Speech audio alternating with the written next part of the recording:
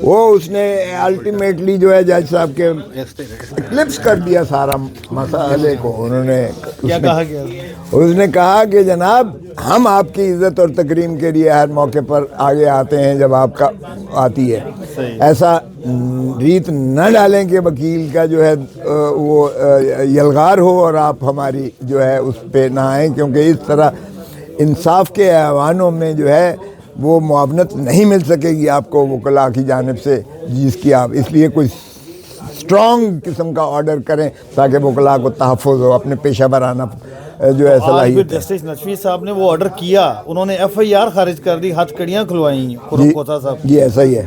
تو کوسا صاحب یہی بتائیے گا کہ اب NA 122 سے آپ بھی کینڈیڈیٹ ہیں، خرم صاحب کے نومینیشن ریجیکٹ کیے انہوں نے، اس کے علاوہ اور 400 سے زائد لوگوں کے نومینیشن ریجیکٹ ہوئے، 2 دن باقی رہ گئے. کس طرح سے اپیلیں دائر ہوں گی؟ کوئی بات نہیں، جتنی اپیلیں ہوں گی وگرنہ ہمارے پاس متبادل امیدوار ہر حلقے میں موجود ہیں. ایک سے جن کے زیادہ ریجیکٹ ہوئے ان کے متبادل ہیں آپ کے پاس؟ ایک سے زیادہ ہیں ہمارے پاس. یقین کریں کہ آئے میرے گھر پہ تانتا بندھا ہوا ہے وہاں آئے تو ذرا دیکھیں. ٹکٹ پھر کیسے دیں گے؟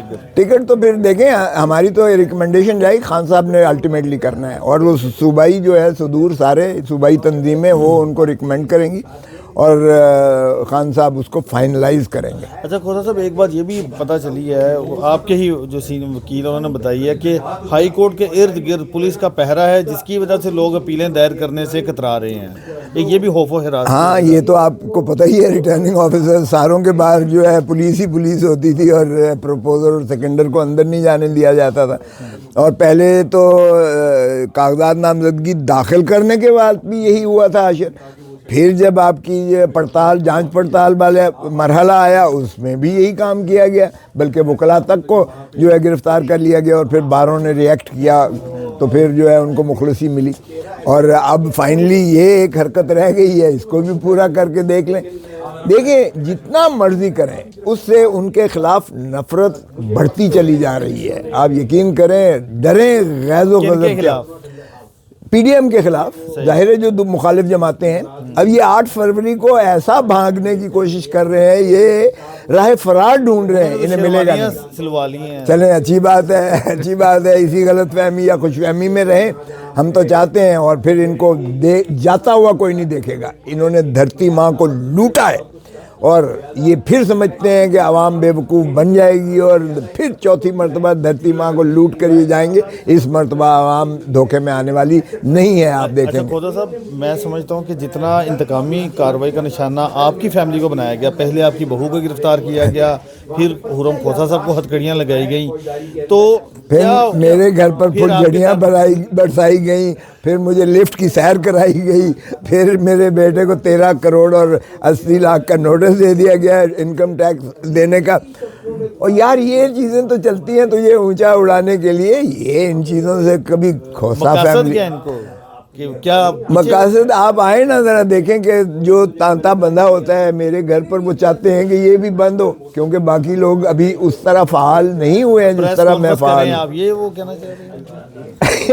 وہ انہیں پتہ ہے کہ یہ اس سے توقع نہیں ہو سکتی ہے، یہ بالکل پاگل ہے، فیملی ساری پاگل ہے، اس کو یہ پریس کانفرنس نہیں کریں گے، جو مرضی کر لیں. کھوسا صاحب آپ نے ایک بڑے پن کا مظاہرہ کرتے ہوئے یہ بات کہی تھی کہ ہم نواز شریف کے نومینیشن چیلنج نہیں کر رہے. انہوں نے خان صاحب کے نومینیشن چیلنج کر کے ریجیکٹ کروا دیے، نہ آپ نے شہباز شریف کے نومینیشن چیلنج کیے. ہم تو کہتے ہیں آؤ نا یار، میدان بھی حاضر ہے، گھوڑا بھی حاضر ہے، آؤ تو صحیح نا بھائی. بھاگ رہے ہیں، یقین کریں ایک علاقے میں جا کے دکھا دیں، یہ ذرا کیمپین کر کے دکھا دیں. یہ بغیر نواز شریف لیڈ کریں گے، وہ کہہ رہے ہیں بغیر یہ گن مین اور بغیر اسکاٹ کے جا کے. وہ اپنے میٹنگز تو کر رہے ہیں اس میں. ارے بابا ان کی جو ہے کنونشن یہ ہو رہی ہے، ٹی وی پر جو پیسہ ہے ان کا اندھا پیسہ جو انہوں نے لوٹ مار کے. شریف نے جلسہ کیا ہے شیخو پورہ میں، کیا بات ہے، درگت بنی ہے. ذرا دیکھ تو لیں کیا ہوا ہے اس کے ساتھ، جو حال کیا ہوا ہے اس کا. اور ویسے میں ایک بات بتاؤں آپ کو کہ اندھا پیسہ جو انہوں نے لوٹا ہے دھرتی ماں سے، وہ استعمال کر رہے ہیں. اور کچھ تو چلیں لوگوں کی خدمت ہو رہی ہے نا، تو ہونے دیں. جسٹس نجفی صاحب کے بارے میں کیا کہیں گے آپ؟ دیکھیں جسٹس نجفی صاحب نے آج کا فیصلہ تو انصاف اور قانون کو بالکل ملحوظ رکھتے ہوئے آپ کے سامنے شفاف ہے. انہوں نے کہا ٹیپ دکھا دو، جس میں آپ نے خود ایف آئی آر میں لکھا ہے کہ یہ چیزیں جو ہیں موجود ہیں، کہ آپ نے کہا کہ ٹیپ موجود ہے، آپ نے یہ الزام لگایا کہ وردی پھاڑی، دکھا دیں، آپ نے کہا یہ مسلح تھے اور انہوں نے دھمکی دی، وہ دکھا دیں، آپ نے کہا کہ یہ جو ہے وائرلیس سیٹس انہوں نے چھین لیے، وہ دکھا دیں اس میں کوئی ہے، آپ نے کہا کہ یہ جو ہے انہوں نے 10-11 بندوں نے جو ہے بلوا کیا، وہ دکھا دیں۔ تو وہ تو انہوں نے تسلیم کیا کہ اس ویڈیو میں کوئی ایسی چیز نہیں ہے۔ تو جج صاحب نے خود سنی، انہوں نے کہا ہاں ذرا تھوڑی آواز اونچی ضرور تھی، وہ تھا جذبات میں تھی، لیکن اس سے کوئی جرم مترشح نہیں ہوتا اس سے، اس لیے انہوں نے کہا کوئی قابل دست اندازی جرم چونکہ نہیں ثابت کر سکا اور بار بار کہنے کے باوجود ہے، تو انہوں نے کہا کہ یہ بدنیتی پر مبنی ایف آئی آر ہے جو قواش کی جاتی ہے۔ Thank you very much. Thank you.